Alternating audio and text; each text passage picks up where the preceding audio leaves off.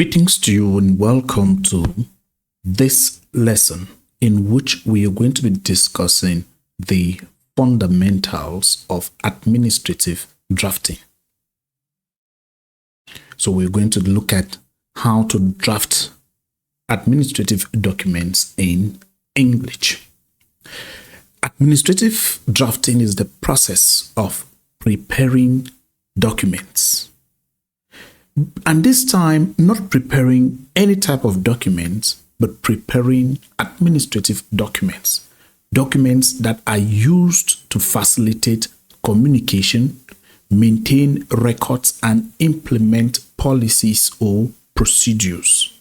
It involves writing content that is accurate, easy to understand, and suited to the needs of both internal and external audiences.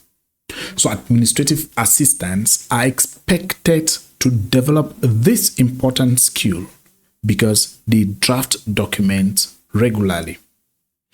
There are so many types of administrative documents, but we are going to just take some as an example. There are administrative documents known as memos. Memos are internal communications that convey instructions, updates, or policy changes. Examples include informational memo, directive memo, request memo, proposal memo, reminder memo, progress memo. And so memo is used for internal communication. Then there is another type of administrative documents which is known as reports. Reports are detailed documents that present data, analysis, and recommendations on different topics or projects. So examples include progress report, annual report, financial reports, research reports, and so on. Then there are letters. Letters are also examples of administrative documents. They are formal correspondence for communication with stakeholders, clients, or partners. Examples include forwarding letters, recommendation letters, complaint letters, apology letters, resignation letters, and many others. Then there is meeting minutes of meetings. These are summaries of discussions and decisions made during meetings, and they serve as official records. So two common variations include verbatim minutes and summarized minutes, while summarized minutes is the one that is most often used because it saves time and highlights essential conclusions. In this lesson, therefore, we are going to look at some techniques that you can use to develop the skills, basic administrative drafting skills. And before you start to draft a letter or any administrative document, it is essential for you to always ensure that you can answer the question, that you can be sure that your document will be read. And one of the ways to ensure your document will be read is to be sure you absolutely need to write. Some people write when they are not even supposed to write, and their documents are never read.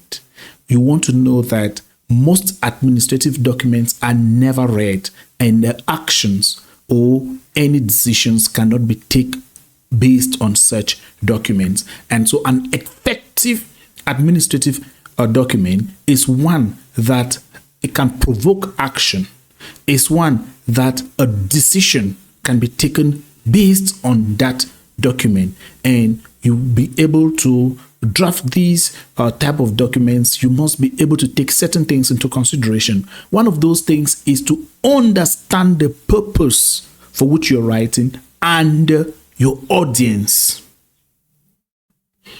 Always ensure you know exactly why you are writing and who is going to read your document. Don't just write because you want to write. Write because it is absolutely necessary for you to write.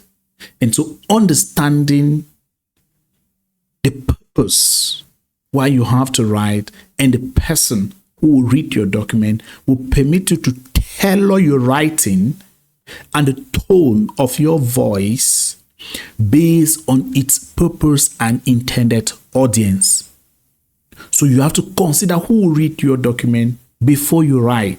You also have to consider what the person's expectations are before you write. And you also have to anticipate the level of understanding or the level of knowledge that the person who will read your document already has on the subject. Then you have to avoid as far as possible using any technical language that the person is not familiar with. And you have to keep in mind that many administrative documents go unread, or they are simply partially read or skimmed. You know how the skimmed documents just open and go in, open and go in, open and go in when nobody's reading it. And you ensure that the most important information is presented early and clearly to capture attention. Point number 2 is to create a clear outline. You agree with me that if you have a clear outline, this will be essential because your document needs to be organized. And so a clear outline enables you to organize your content logically, and it also ensures that everything is included. In secondary school, we were taught of having a plan of our essay. So before you write, have a plan. Know exactly what you're going to include. And your outline should include the sections or the topics and the subtopics that you're going to include in your document. So this will enable you to remember everything that you have to include so that you don't forget anything. It will facilitate your drafting process, and it will also ensure that you don't forget anything. Then the third thing is for you to practice clear and concise language. I've been doing this for a very long time. And what I've noticed is that there is nobody who masters administrative drafting that they can draft without errors. In fact, during my time working with students in the university areas, I realized that it was possible for a supervisor to correct a student's draft. But when you go and use his very words and sentences and bring back, he will still change them again. It means the same supervisor gives you his words, comes back and changes the words again. At any time you read a document, you always have something there to adjust. This is the same thing that happens with me all the time. And so you have to practice being clear and concise. If you want to draft effective administrative documents, then you have to make sure that the documents are always as short as possible and as clear as possible. Don't play around. Don't beat around. Go straight to the point. And necessary information should be in a clear and concise manner. Use simple words that can be understood by everybody. And it should also be in short sentences. Your sentences should be approximately 15 words. And so you have to avoid using unnecessary jargon or complex language.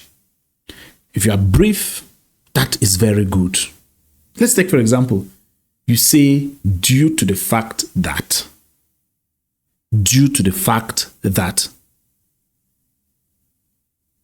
Then another person use because. In that two situations, which one do you think is concise, is clear? You agree that saying due to the fact that is unnecessarily long. Just say because. You see, it's clear. So always ask yourself, how can I deliver this message with fewer, simpler words? If you're able to answer this question, then you'll be able to draft very good documents. Then you have to use consistent formatting. Adhere to basic formatting standards, such as paper size. I've been a victim of this on many occasions, where I draft documents maybe in a hurry on a paper that I don't really know. And at the end, when I'm printing the document, it's not coming out well. And I don't know why it's not coming out well. I've seen many people who are victims of this. So before you use a word processor to draft your document, make sure the paper size is A4. Make sure the paper size is A4. That is because the paper you print on is most likely A4. Make sure you check the margins. Your margins, you can have 25 millimeters on all sides. Make sure you check also your line spacing, which should be 1.5 points on for all the documents. And pay attention to the type of fonts that you are using. For administrative documents, you are limited to 3 fonts. 3 font types: Arial, Times New Roman, and Calibri. You can choose one out of these 3. We are not saying you should use all the 3. No. You only have these 3 to choose from. It means that the other font types, like Booksman, Old Style, and so on and so forth, does not concern you when you are drafting an administrative document. You are limited to 3 font types: Arial, Times New Roman, Calibri. Then the font size. For administrative documents, especially the body, the font size should be 10, 11, or 12. Don't go to 15, 16, 17. No. If the body is 12, then you want to add 2 points to the body to have the heading, which means that the heading should now be 14. And your paragraphs should be aligned to the left or justified. But be sure you know why you are using which one. And make sure that your content is arranged logically and be consistent with the formatting that you have used. Don't go on one part of the document you are using Times New Roman, on another part you're using Arial, on another part you're using Calibri. On some parts of the document you're having font size 10, on other parts you're using font size 12, and so on. No, it doesn't make sense. You have to be consistent. Choose the one you want to use and use it throughout the document. Then finally, proofread and edit thoroughly. Always proofread your work before you submit. Take time to check spelling mistakes, grammatical errors, and funny sentences. You have to read your document aloud to yourself. This can permit you to catch some sentences that do not flow naturally.